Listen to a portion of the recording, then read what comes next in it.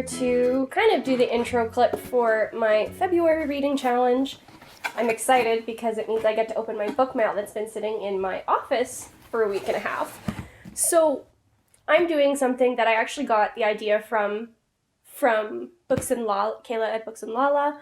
I'll include a link for her channel and the video I'm talking about in the description box below. She tried this service called MyTBR, and what you do is you basically fill out this giant survey, and they recommend, and then they assign somebody to you to recommend books to you. I thought that sounded great. I really want to expand my reading horizons a little bit, and so I picked it up, and it was very reasonably priced for at least the Canadian one, because they don't ship the books outside of the States, so I paid, it was like $15 or something, maybe a little bit more, to get 3 book recommendations based on what I left them. And so here I'm just going to look quickly at my phone to kind of read to you what I was given in terms of recommendations. I filled out the survey and entered it off camera because I wasn't sure if I was actually going to make a video out of it or if I was just going to get the books. But I decided that it would be a good reading challenge because 3 books, I think they're all reasonably thick. It'll be a good thing for a reading month for me. And so it was about 2 weeks later, they sent me a recommendation letter, and they recommended 3 books for me, which are in this box here. I ordered them after the fact. I gave exquisitely detailed survey responses, which I think means I just put like way more than they were anticipating. But they've also allowed you to hook up your Goodreads shelves. So I linked my page so she was able to kind of see what I liked and what I had rated highly, which I think was really, really helped in the long run. So the first book that she recommended, I think her name is Nicole. Yes, the bibliologist, the person assigned to recommend these books to me. The first book she recommended was Baseball's Leading Lady by Andrea Williams. This is a nonfiction about an unsung heroine of sports history. Sorry, while I'm looking away from the camera. This is a new release that talks about Effa Manley, the only woman ever inducted into the Baseball Hall of Fame, as a through line to explore the history of the Negro Leagues in the 20th century baseball. Manley was the co-owner of the Newark Eagles, and that team won the Negro World Series in 1946. So I'm excited to see how that plays out and what role she played and how much of her personal history it gives. I last year discovered that I was really loving nonfiction with kind of unsung female historical figures. I read a lot about code breaking and some other things, and it really emphasized to me how much I enjoy that narrative and how much I want to explore it more. The next is The Unspoken Name by A.K. Larkwood. This is a grimdark fantasy, which I had mentioned I wanted to try again, although I've had mixed results. It has queer representation, which I had requested more of. The storyline follows the life of Suorsui, no idea how to say that name, who's an orc priestess destined for sacrifice and saved from the fate by becoming an assassin for a powerful mage.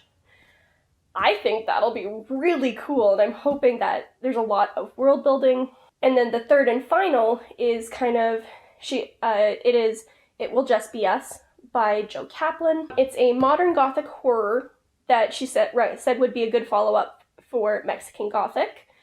But it doesn't include the sexual assault, which is something that I personally, while I don't mind reading it, I like being at least aware of it.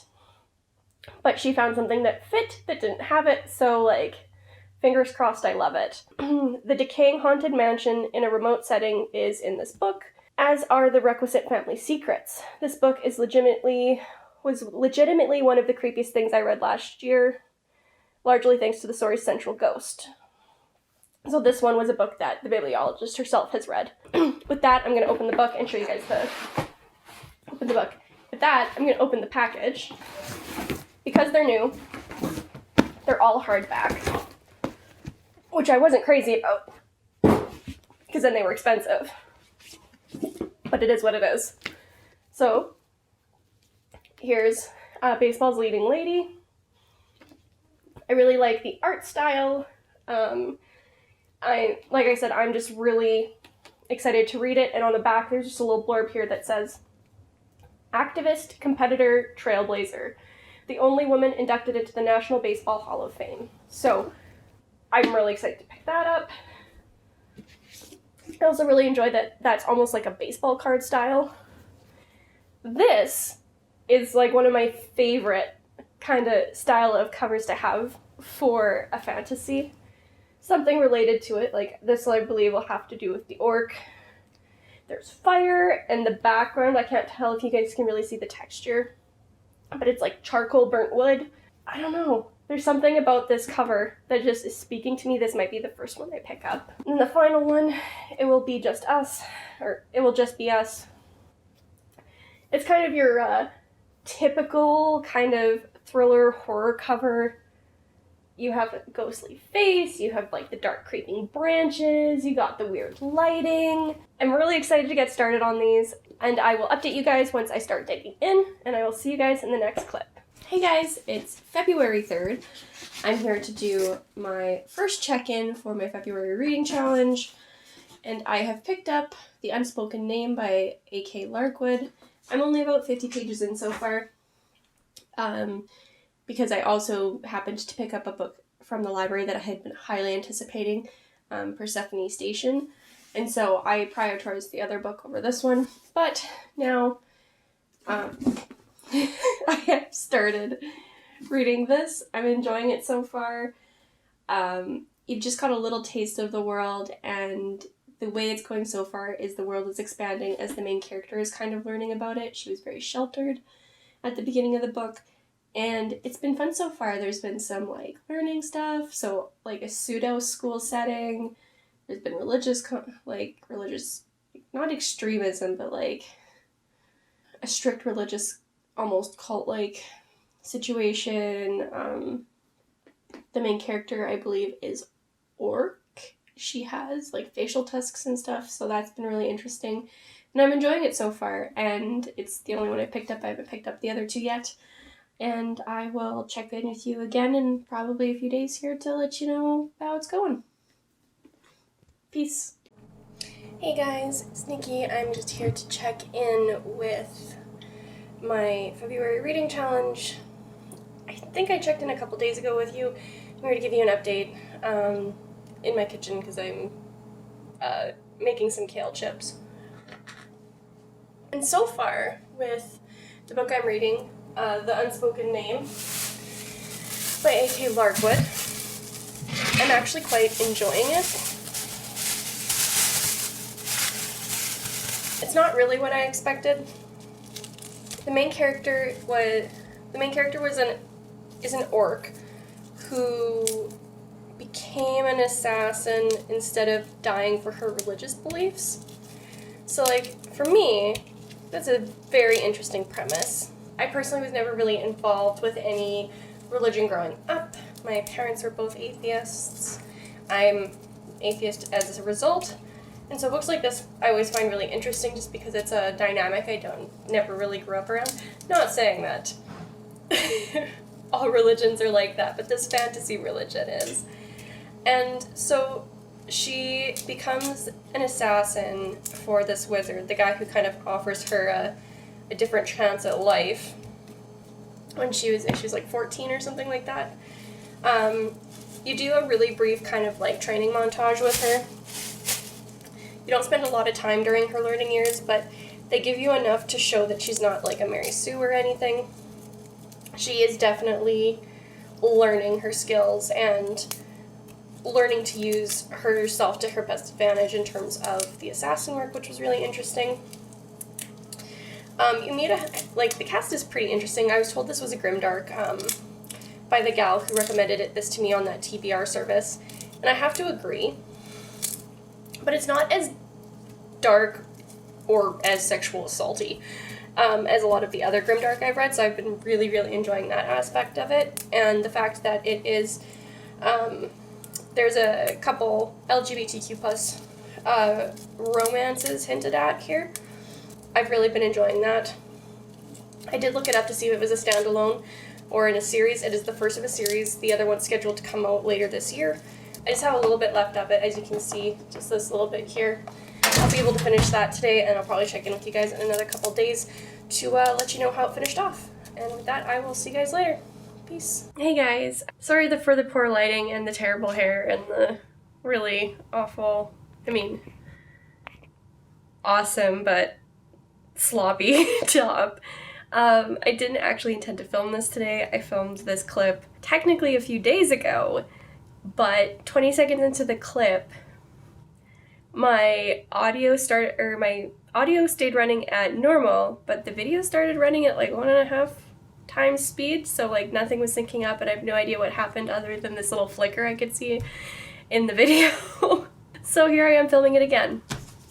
So what I have to tell you guys is reasonably big update. One, the kale chips I made in the previous clip didn't turn out that great. I think it was the recipe I used. It didn't have a lot of topping, and the topping that was there didn't have a lot of flavor. So if you have a better kale chip recipe that I could do in an oven or an air fryer, please leave that in the comments below, because I am desperately trying to eat healthier in terms of snacks because I snack way too much. And I feel like that would help. And just let me know. I'd really appreciate it. Anyways, on to the content you're here for. My reading content. The Unspoken Name by A.K. Larkwood I finished it over a week ago, but at the time, I'd finished a few days prior.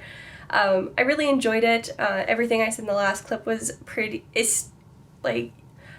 stayed true to the end. I enjoyed the ending. It wasn't amazing, but it's a really good job setting up for the second book, as this is the first in a series. If it had been a standalone, it would have been a terrible ending, but until I do an actual review at the end, that's all I'm really going to say about it. And then I also read Baseball's Leading Lady by Andrea Williams. This was a nonfiction memoir, kind of historical book about Effa Manley, who was the only woman in the Baseball Hall of Fame. She also co-owned one of the black teams from the 30s and 40s with her husband. And she was the manager of the team, essentially. And it was just a really good read. The writing was beautiful. It flowed really well, and it really felt almost like I was reading a story rather than just a nonfiction book. I do tend to not enjoy the ones where it's almost more like a textbook the whole time. And this one definitely had a good story to tell. It talked about Effa Manley. It talked about her teams. It talked about the black leagues that played in the States and how segregation affected them, and then how integration of the major league teams kind of affected them as well. It was a really well-rounded history, and I highly recommend it for anybody who enjoys sports stuff like this. Again, I'll do a better wrap-up kind of at the end once I've read all 3 books, since I filmed the last clip and talked to you last. I have picked up the 3rd book. I'm only 40 pages in or so. It's kind of weird. It's kind of creepy. I don't have it right now because I hadn't intended to film.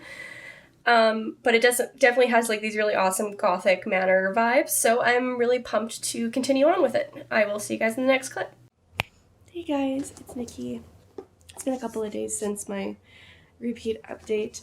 I am about halfway through the last book here, which is It Will Just Be Us. I keep looking at the title, not necessarily because I forget, but because I keep saying it will be just us. And I keep getting the words flipped, and I don't want to confuse you guys. So it will just be us. I'm still really enjoying the gothic atmosphere. It's a really interesting haunted house. I'm a little torn on the main character whose perspective you follow. She seems like she's an interesting, unreliable narrator, and it appears, at least, to be not because of alcohol or addiction or mental health or somebody gaslighting her. It really does just seem to be she can see through the veil, so to speak, and that kind of makes her a little strange, which I'm hoping ends up staying the case for the rest of the book. I'm hoping to pick it up. Today's the last day of a long weekend. We have a stat holiday here today, so I'm gonna crunch with some conchas that I had made for Valentine's Day brunch with my husband. I'm going to drink a bunch of coffee because that's what I do on my days off now. And with that, I will also read and put something on in the background. I don't know what yet, but I will hopefully check in with you again today. And if not, I will check in with you a couple more times this week. I think my reading challenge, because the month is so short, is going up next Sunday, so about a week from now. And I'm hoping to get this done soon so I can film it all for you. Again, sorry about the lack of vlog videos for this one. It was just, I ended up having a couple days off where I just ended up chugging through multiple books and doing nothing else, so I didn't really have much to film for you. But I will see you guys in the next clip. Peace. Hey guys, Nikki. This is my last check-in.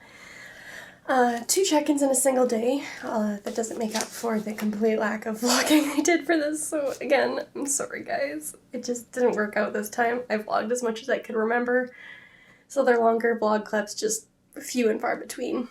And the dust jacket is back, so you can tell that I have finished my book. I'm not entirely sure how I feel about it yet. It is kind of like a gothic horror. This was recommended by the bibliologist as a good follow-up for Mexican Gothic, just because it has the gothic vibes, weird situation with weird family history, and I can see the connection and why it was recommended that way.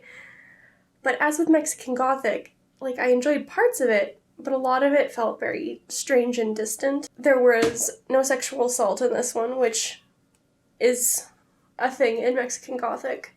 So there was that in its favor, but I think I actually need to think about this a little bit more before I give you kind of like a better review of it. So I will see you guys in the final filming clip once I've got my thoughts sorted, and I'll go over all 3 books, how successful I think this reading vlog was, and I'll talk a little bit more about my experience with the TBR service. They, again, in no way are sponsoring me. I just saw it in another video, liked the idea of it, and wanted to try it myself. So I will see you guys later, and hopefully you all have productive days like I'm intending to. Peace. Here to do my final check-in for my February reading challenge vlog. Again, I know I apologized in the last one, last clip. Sorry there's not tons of footage. I just got really focused on reading one weekend, did no vlogging, and then only had 1 book left to try. Although I still expect those kale chip recipe recommendations. Please. Because I have 0 impulse control and I want something even remotely chip-like. And with that, I'll launch into kind of my final thoughts on all of the books. I'll start with the one I read most recently because it's freshest to my memory, and that is It Will Just Be Us by Jo Kaplan. This was a really interesting kind of gothic horror story. It had some really interesting supernatural and surreal elements to it that I found like really intriguing. The downside with those elements is I found the story wandering and feeling very muddled because of it. The main character you follow is part of the reason that this happens. Her point of view is as someone who grew up in this kind of old gothic haunted house, and the story is taking place as an adult, and she sees the ghosts and like spirits or energies in this place. And it's just a very weird story about her sister, and her mother, and kind of how their lives re-intertwine in this house around this really strange child's ghost that they don't really know where it comes from because he doesn't line up with the rest of the history of the house. I really enjoyed the idea of the story and the gothic atmosphere, and I largely enjoyed the main character as well, especially when all of that was intertwined with that surreal supernatural element I had mentioned. Unfortunately, because of how muddled the story felt to me, it wasn't my favorite of the 3 books that was recommended through this My TBR. And so this ends up only getting a 3 out of 5 stars for me, so still good, and I think a lot of people will really like it. It wasn't a 100% match for me. If you enjoyed Mexican Gothic, you'll probably get similar enjoyment out of this book. Next is the second book I read, and that is Baseball's Leading Lady by Andrea Williams. This is a nonfiction about Effa Manley, who is the only woman inducted into the Baseball Hall of Fame. She was co-manager with her husband of one of the black teams in the 1930s and 40s. And she did a lot of social activism, and she did a lot of activism for baseball, and the book not only touches on her history there, but it also touches on the role of the black leagues and the segregated leagues that she was a manager of, the role they held, and kind of what happened to them once integration into the so-called professional teams with the Major League Baseball leagues, what that ended up really doing to the segregated leagues, and then her as well. This is all of my favorite things that I like reading in a nonfiction book. It is an underdog, it is a strong leading lady, and it's just a very interesting topic that I don't know a lot about. And I'm really, really glad that I ended up reading this in February, just with just with all of the Black History Month stuff that's going on, and I felt this was a really appropriate read for me in terms of that as well as just having all of this extra really amazing information presented. And I really can't compliment Andrea Williams enough. She did an amazing job with this. It's not dry like some nonfiction books tend to be. This had I don't want to say lyrical writing, because it wasn't like it was flowery, but it was just all very smooth and flowed very well and didn't feel like a textbook, which I always appreciate in my nonfiction. I gave that one 5 out of 5, and I highly recommend it to anybody who likes baseball, who likes nonfiction, who likes underdogs and strong leading ladies. And speaking of strong leading ladies, I have The Unspoken Name by A.K. Larkwood. This is a high fantasy that, on the back, sounds like it's going to be just this epic action-packed journey. You follow, I'm going to look up how to say her name because this book very handily has a pronunciation guide. The main character's name is Xorwe, is the best I can pronounce it. I'm very sorry if I'm butchering it. She is an orc girl who was raised in a very conservative and alternative kind of religious sect. She came from the House of Silence, which was a branch of religion in their world that would sacrifice a girl every 14 years to their kind of pantheon god. She manages to escape this fate in the first couple chapters, and then it's trained up to become kind of a bodyguard assassin for this wizard. The bulk of the story takes place while she's actually on an errand for this wizard, along with another one of his disciples, and they go to a dead world to try to infiltrate and get information so he can get this weird artifact that means a lot to him. Along the way, they meet a scholar from another religion who has a very different set of beliefs, and their religion has a very different set of motives. There's a lot of impact upon magic, and it's looked at very differently than magic other places in this world. And it leads to some really interesting interactions, and chasing down this artifact for the wizard results in some really interesting situations. I wouldn't say that it's all action-packed. There is a lot of action. That is true. It's high fantasy with an assassin. There's lots of swords. But there's also really important world-building elements. The ending of this book was okay. It's a really good setup to a second novel, but it's not necessarily how I would have hoped this book would end. There were a lot of really interesting and diverse elements that were brought up in this book that I'm really excited to see play out and be expanded upon within the world in future volumes of this series. I really highly recommend this if you're looking for something a little bit different, and the love interest in this book is a lesbian relationship. It's super cute to watch them dance around each other, and I can't get enough of it. I really recommend this one too. That I gave this book a 4 out of 5. And so now I'm going to talk a little bit about the service I used. This is not an ad, it's not a sponsor, I just want to explain it a little bit because I don't know if I did it justice at the beginning. So mytbr.co, if you live in the States, will give you recommendations, and you also have the option of getting the book shipped to you. Being a Canadian, I only have the option to have them send the recommendations. And what that entails is me filling out a really large form/survey that gives them a really good idea of what I read. So it's things like books I've read that I've loved recently, things that are deal breakers in books for you, what are your most read genres, what are you looking to expand into, and things of that nature. It was a very excessive survey, and I put as much time as I could into it because I was really interested to see what they'd recommend when I was being as specific as possible. And I got these 3 options, and overall I'm incredibly happy with them. That being said, one of the options that you can pick in this survey is kind of to what degree you want recommendations that are exactly what you want, to branching away and exploring new things related to what you want.